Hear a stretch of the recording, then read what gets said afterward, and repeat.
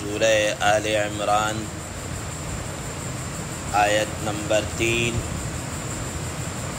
آپ حضرات کے پاس پیج نمبر ہے 17۔ اعوذ باللہ من الشیطان الرجیم، بسم اللہ الرحمن الرحیم۔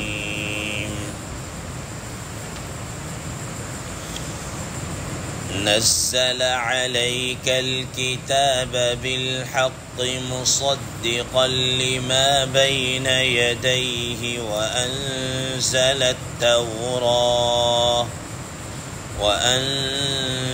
التوراة والإنجيل صدق الله العظيم۔ اللهم صل على محمد النبي الأمي وعلى آله وسلم تسلیما کثیرا کثیرا۔ محترم سامعین کرام، اس آیت مبارکہ کا ترجمہ اللہ تبارک و تعالی ارشاد فرماتے ہیں، نزل علیک الکتاب بالحق۔ اللہ تبارک و تعالی وہ ہیں جنہوں نے آپ کے اوپر اس قرآن مجید کو ٹھیک طریقے سے اتارا ہے، مصدقا لما بین یدیہ، اور وہ قرآن مجید ایسا ہے کہ وہ اپنے سے پہلے کتابوں کی تصدیق کرنے والا ہے، وَأَنزَلَ التَّوْرَاةَ وَالْإِنجِيلَ، اور اس نے تورات کو بھی اتارا اور انجیل کو بھی۔ محترم سامعین کرام، آپ حضرات کے سامنے اللہ تبارک و تعالیٰ کی الوہیت کو بیان کیا گیا۔ آج کی اس زیر 10 آیت مبارکہ میں اللہ تبارک و تعالیٰ قرآن مجید کے نزول کا تذکرہ فرما رہے ہیں کہ اللہ تبارک و تعالیٰ نے اس کتاب کو درست اور حق اور سچ طریقے سے اتارا ہے۔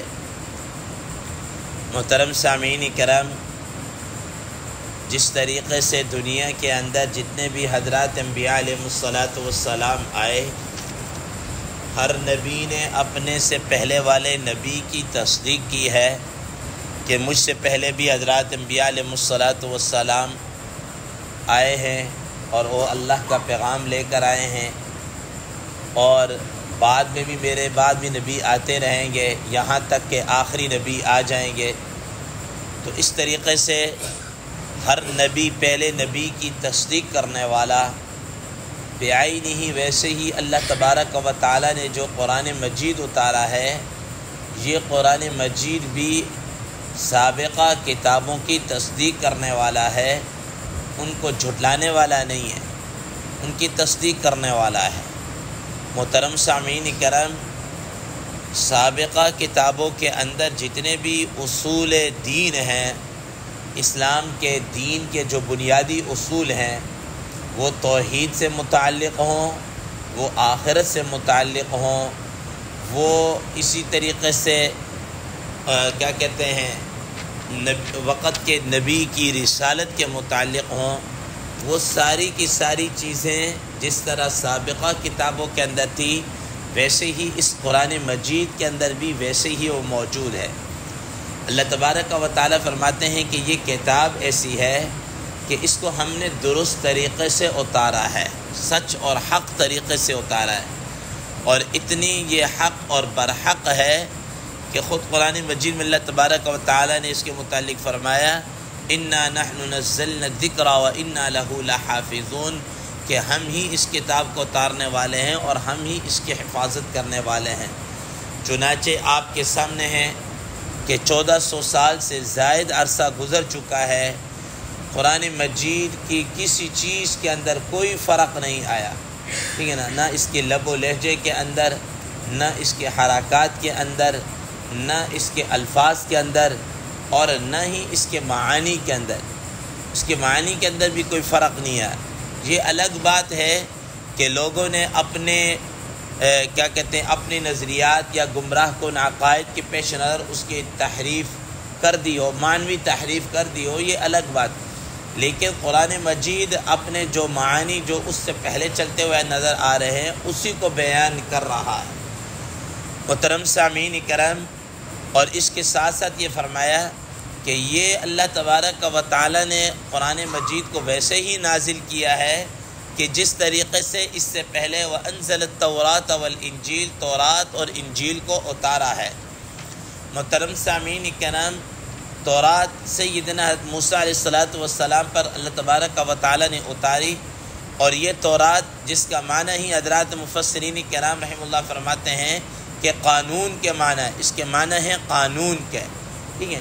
اور اللہ تبارک و تعالی کی جو دیگر آسمانی کتابیں ہیں ان میں سب سے بلند تر اس کا مرتبہ ہے. قرآن مجید کے بعد سب سے بڑا رتبہ اور سب سے اعلیٰ کتاب وہ تورات ہی ہے. لیکن اس تورات کے اندر کیا کر دی گئی؟ تحریف کر دی گئی. خود قرآن مجید میں اللہ تبارک و تعالیٰ نے کے متعلق فرمایا یحرفون الکلم عن مواضعہ، کہ انہوں نے اس کے اندر جو معنی تھے، جو تحریف تھی، اس کے اندر تحریف کی ہے. اس کے معنی کو اپنی جگہ سے کیا کر دیا؟ ہٹا دیا گیا، تحریف کر دی گئی. لفظی تحریف بھی کی گئی ہے، معنوی تحریف کی اس کے اندر کی گئی ہے. تو اللہ تبارک و تعالی نے یہ تورات یہود کے اوپر اتاری، حضرت یہود کے لیے، اور خود یہود نے بائی ڈیمانڈ، یعنی ڈیمانڈ کر کے یہ کتاب لی ہے. حضرت موسیٰ علیہ السلام سے انہوں نے کہا کہ ہم اس سے پہلے فرعون کے ماتحت تھے، فرعون کی غلامی کے اندر ہم زندگی گزار رہے تھے، اور اس کے جو احکامات تھے، جو فرامین ہوتے یا جو صدارتی آرڈیننس ہوتے، ہم مجبور تھے اس پر عمل کرنے کے اوپر. اب اس طرح ہے کہ ہمارے لیے کوئی آزادانہ قانون ہونا چاہیے، ہمارے لیے کوئی اللہ تبارک و تعالیٰ کی طرف سے ایسا دستور حیات ہو، آزادگی پر مشتمل ہو، جس پر ہم آزادی کے ساتھ اس پر عمل کر سکیں. چنانچہ جب انہوں نے یہ ڈیمانڈ کی، حضرت موسیٰ علیہ السلام نے اللہ تبارک و تعالیٰ سے درخواست کی، تو اللہ تبارک و تعالیٰ نے پھر فرمایا کہ تم کوہ طور پر آ کر کیا کرو؟ چلا کرو، 40 دن اعتکاف کرو. اور اس ضمن کے اندر پھر تورات کو عطا کیا گیا، جس کا پورا مفصل تذکرہ سورہ اعراف کے اندر 9ویں پارے کے اندر موجود ہے. تو یہ ان کی ڈیمانڈ کے اوپر ان کو یہ کتاب دی گئی. اس کے بعد حضرات انبیاء علیہ السلام جو بنی اسرائیل کے اندر آتے رہے، ان میں سے اکثریت کو اسی تورات کا پابند بنایا گیا، اسی تورات کا پابند بنایا گیا. محترم سامعین کرام، باقی آپ پیچھے پڑھ چکے ہیں کہ ان لوگوں نے، یہود نے تورات کے ساتھ کیا معاملہ کیا، کس طریقے سے.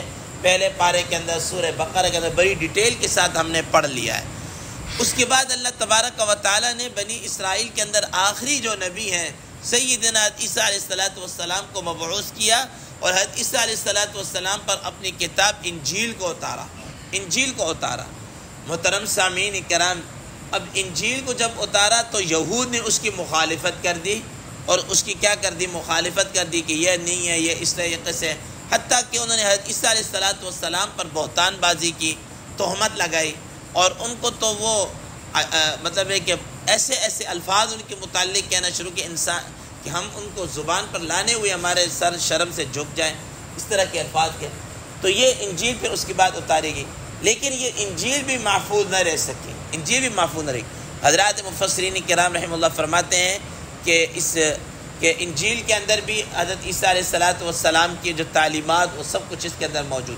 اب موجودہ جو جس کو ہم بائبل کہتے ہیں، اس کے اندر کیا کہتے ہیں اپنا بہت سارے فرامین موجود ہیں، اور جو تحریف شدہ کتابیں ہیں وہ بھی موجود ہیں. حضرت عیسیٰ علیہ السلام کے اس دنیا سے تشریف لے جانے کے غالباً 300 سال کے بعد اس کو لکھا گیا ہے، ٹھیک ہے نا. سب سے پہلے حضرت عیسیٰ علیہ السلام کی زندگی کے اندر ہی، یا ان کے جو ایک صحابی تھے، انہوں نے اس انجیل کو لکھنا شروع کیا، جو حضرت عیسیٰ علیہ السلام کے فرامین تھے، تعلیمات تھی، ان کو انہوں نے لکھنا شروع کیا. اب بڑی عجیب بات ہے کہ حضرات مفسرین محققین رحمہ اللہ فرماتے ہیں کہ اس وقت موجودہ جو اناجیل ہیں، ان میں ایک متی ہے، ایک کا نام یوحنا ہے، ایک کا نام مرقس ہے، ایک کا نام لوقا ہے۔ یہ 4 ان کے مشہور انجیل ہیں۔ اور 5ویں نمبر پر انجیل برنباس ہے، انجیل برنباس۔ اور عجیب بات کیا ہے کہ انجیل برنباس جو ہے، یہ برنباس حضرت عیسیٰ علیہ السلام کے صحابی ہیں کہ جنہوں نے حضرت عیسیٰ علیہ السلام کے فرامین کو کیا ہے لکھا ہے۔ اور یہ جو متی اور یوحنا اور لوقا اور مرقس، یہ تو تابعین میں سے شمار ہوتا ہے، یعنی حضرت عیسیٰ علیہ السلام کے تابعین میں سے آپ کہہ لیجئے، ان میں ان کا کیا شمار ہوتا ہے۔ اب موجودہ جو لوگ ہیں عیسائی، وہ ان کو تو اتھینٹک مانتے ہیں اور صحابی کی ترتیب دی ہوئی انجیل کو نہیں مانتے۔ بڑی عجیب بات، جو وقت کے صحابی نے لکھی، حضرت عیسیٰ علیہ السلام کے حواریین کہہ لیجئے، ان کے صحابی نے جو لکھی ہے اس کو تو وہ نہیں مان رہے، اور کیا کہتے ہیں دوسری جو اناجیل ہے ان کو مان رہے ہیں، ان کو مان رہے۔ محترم سامعین کرام، اس کی وجہ کیا ہے؟ اس کی وجہ یہ ہے کہ انجیل برنباس جو ہے اس کے اندر واشگاف الفاظ کے اندر یہ بات لکھی ہوئی ہے کہ وہ حضرت عیسیٰ علیہ السلام کو اللہ کا بیٹا مانیں گے اور یوں کہیں گے، حالانکہ وہ اللہ کے بیٹے نہیں ہیں، نہ خدا ہے نہ کچھ ہے۔